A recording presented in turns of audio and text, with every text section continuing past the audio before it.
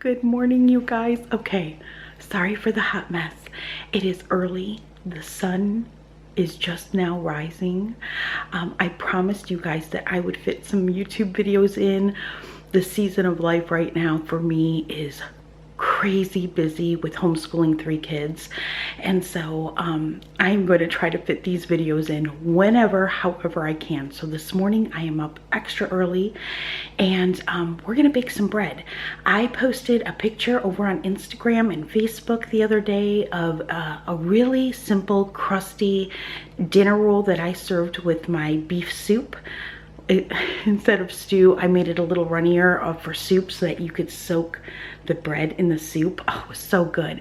And many of you wanted the recipe.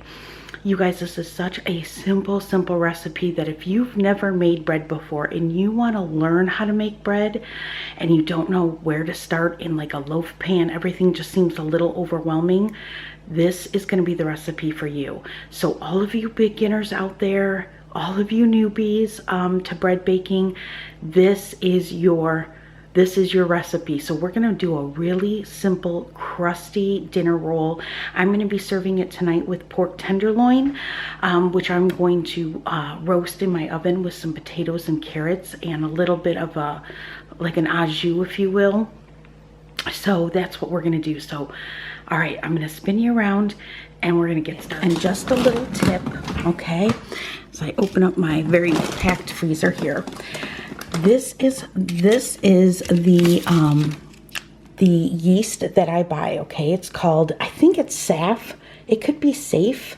I get mine at GFS, Gordon Food Service. You can get it online. This, I believe, is the only yeast that King Arthur Flour actually sells on their website. This is the yeast that I use, okay? I absolutely love it, and I've had the best luck with this that I don't even buy I don't buy Fleischmann's and all of that anymore. I only buy this brand. And as you see, I've got 5 packs, and then I keep an open pack here in a mason jar just with a plastic lid on it. But if you keep your yeast in the freezer, it will last so much longer, even more so than just sticking it in your fridge. So I'm gonna shut that. We're gonna go ahead, we're gonna get this yeast out.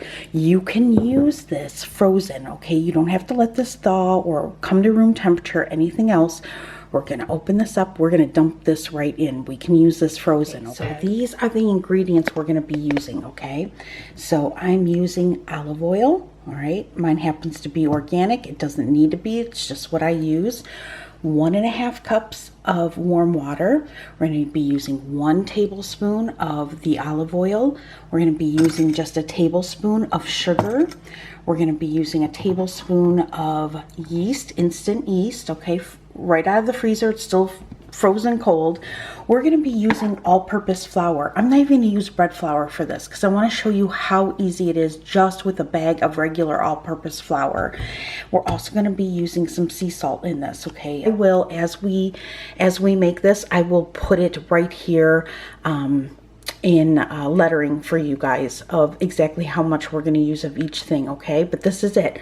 Oil, sugar, yeast, all-purpose flour, sea salt, warm water. That's it. All right.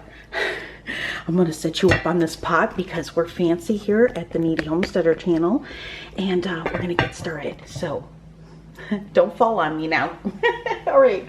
So the first thing that we're going to do is we're going to go ahead and we are going to dump in 1.5 cups of warm water. Now, when I say warm water, I'm saying test it on your wrist. It should feel about the same temperature as you would make a baby bottle. Okay, and then to that, we're gonna add 1 tablespoon of the instant yeast, okay? And what we're gonna do, we're just gonna sprinkle it in here, just like so. Okay, and then to that, we're gonna sprinkle 1 tablespoon of sugar right on top, just like that. Now, how I layer this in your bowl is, for me, important, at least in my success for being able to bake bread. I don't put salt in this or oil in this. I'm going to layer that on top of the flour. I'm going to let the flour be my buffer, okay? So because we're using instant yeast, we don't have to wait for this to bloom, okay, or activate. We can just throw this together. Again, super easy recipe, anybody can do, okay?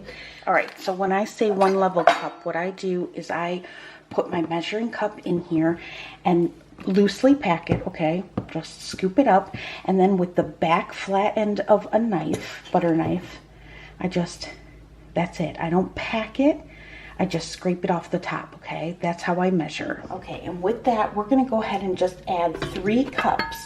Now, we're probably going to need a little bit more, and that's fine. But we're gonna start off with 3 cups of all-purpose flour. Now, if you're fancy, you can definitely make this with bread flour. You can definitely make this with whole wheat, anything that you want, but that just makes this more complicated. And this really is a beginner video, okay? So we are just going to do 3 cups. Actually, I'm gonna leave my flour out and open here so that I can add more. So now that we have our flour in there, now on top of that, we're gonna add our salt and our oil. Okay, so for our salt, we're gonna add 1 teaspoon of sea salt. You can use whatever salt you have. If you just have table salt, that's fine. I cook with sea salt. And then we are going to add 1 tablespoon of oil, okay? And that is it. So now we're gonna go ahead. I'm gonna lift up my bowl. Now you can do this if you don't have a Kitchenaid mixer. You can definitely mix this by hand. I'm not doing that because I have arthritis in my hands and carpal tunnel. So I'm gonna be using my stand mixer, but you definitely don't need a stand mixer for this. You can definitely hand knead this if you wanted to. Okay, so what I'm gonna do with my mixer now, I'm gonna turn it on a level 2. When you're making bread, you never want to go above a level 2 on a Kitchenaid mixer, okay? And we're just going to let this come together. And I'm going to keep a little extra flour. Now this might take 4 cups of flour, so it might actually take another cup. We'll see how this incorporates together. Now that still looks a little wet to me, so I'm just going to sprinkle a little flour right on the top.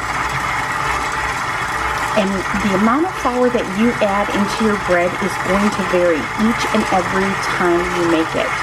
Bread is, especially if you're using yeast or sourdough, you could throw sourdough in here too if you wanted to, but it's very organic and it has a mind of its own each and every time you make it, which is what's so fun about making it.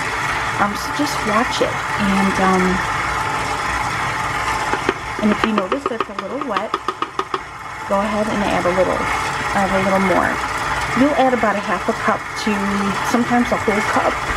It just all depends on how warm your kitchen is, how dry your flour is,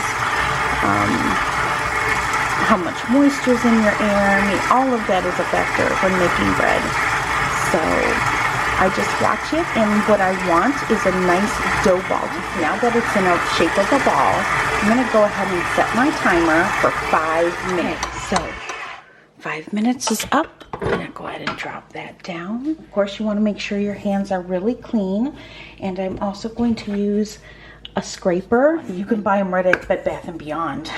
You can buy them on Amazon. I will find a link for you guys down below if you need a scraper. Scraper is just really nice to have because it's rounded. I mean, it's also, you can cut using this side and then you can scrape it out of your bowl using this side. So for a couple bucks, this is a really good investment if you plan on making bread.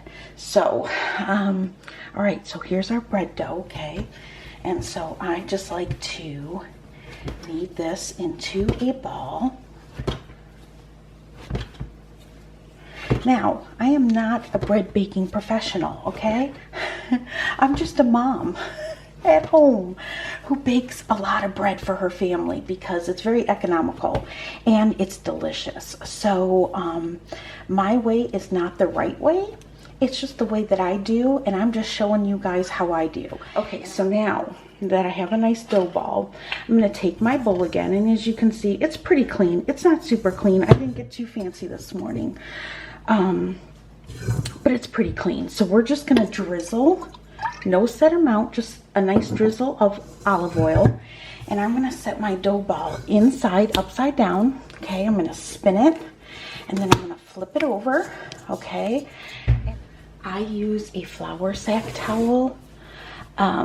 And so what I'm going to do is I'm going to run this under really warm hot water and wring it out. All right, so here's my damp towel. All right, and I'm just going to drape this over. I'm going to go ahead and I'm going to put my bowl right under one of my under cabinet lights for some heat, okay? And I'm going to set the timer for 30 minutes. And I'm going to let this sit and rise. It only needs one rise. That's what makes this such a good recipe for beginners, because there isn't any, you know, second rise. This isn't a long process. You can literally make this while you're making dinner and have fresh baked rolls in an hour, okay, from start to finish. So I'm going to set my timer for a half hour. We're going to come back. We're going to shape these and we're going to get them in the oven. Right. It's been a half hour. Now I just preheated my oven. You're going to preheat your oven to about 350. Now, if your oven is a little, you know, weaker, you know, kick it up a little bit. If it burns everything, kick it down a little bit. You adjust it the way that you need to, because everybody's ovens cook differently. I have a convection oven, so I'm actually going to be baking mine at 400 degrees on a convection with the blower, but that's the equivalent of 350 degrees on a regular bake, okay? So you do somewhere right around 350. Now I'm going to go ahead and punch down my dough, bring it out of the bowl here. Okay, make sure your hands are nice and clean, and I'm just going to go ahead and press this out into kind of like a rectangle.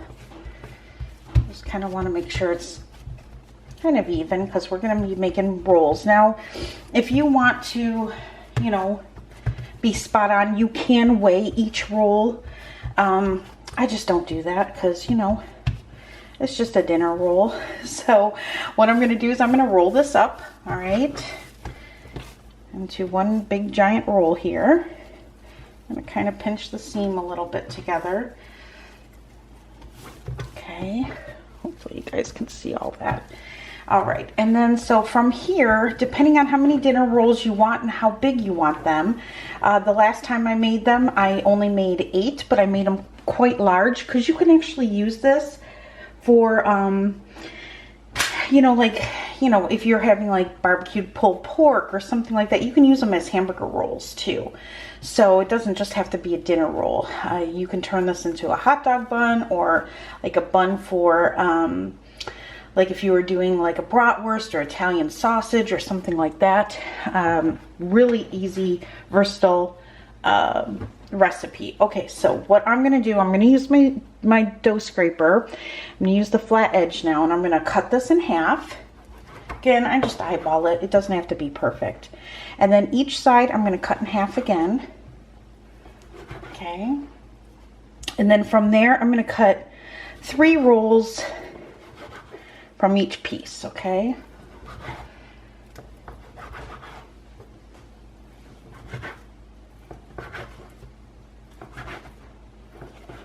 Okay. And then from there, I'm just going to take a piece, all right? And I'm just kind of gonna fold it in on itself and start rolling it. Now, how you want to roll it, how you want to shape it is totally up to you. You can pull it out and tuck it in. Just want a nice roll. So I just kind of roll and pinch, roll and pinch, roll and pinch. You can roll it in your hand like a meatball. However you want to shape your rolls. Okay, and that's it until you get a nice roll.